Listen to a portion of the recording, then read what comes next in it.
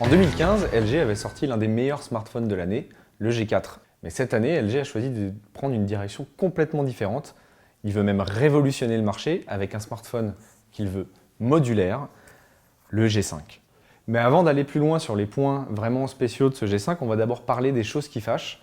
L'écran, tout d'abord, il est légèrement plus petit par rapport au G4. Ça reste un écran LCD, mais c'est aussi un écran qui va beaucoup trop tiré vers le bleu pour nous. Il a une température des couleurs beaucoup trop élevée. LG est arrivé sur le Mobile World Congress de Barcelone avec le projet du G5 en ne proposant que 2 modules, après avoir annoncé travailler pendant 2 ans sur le projet du G5.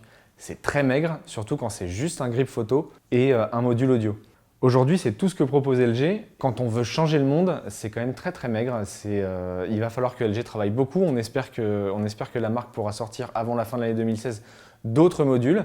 Le côté en revanche qui nous plaît vraiment beaucoup, c'est la photo. Au lieu d'avoir un seul module, LG répond aux sirènes du double module qu'on voit de plus en plus sur le marché de la téléphonie, sauf qu'ici, ça ne va pas être 2 modules qui vont travailler de concert, l'un va aider l'autre, ou un module qui va aider pour la profondeur de champ. Non, ici on a 2 modules complètement différents, un 16 mégapixels comme sur le G4, mais aussi un module de 8 mégapixels avec une optique très grand angle qui va jusqu'à 135 degrés. Alors attention, puisque LG est parti sur un rendu des couleurs un peu plus péchu, donc on va être sur des couleurs un peu moins justes, mais le rendu global est vraiment satisfaisant, c'est vraiment l'un des meilleurs photophones qu'on a eu entre les mains.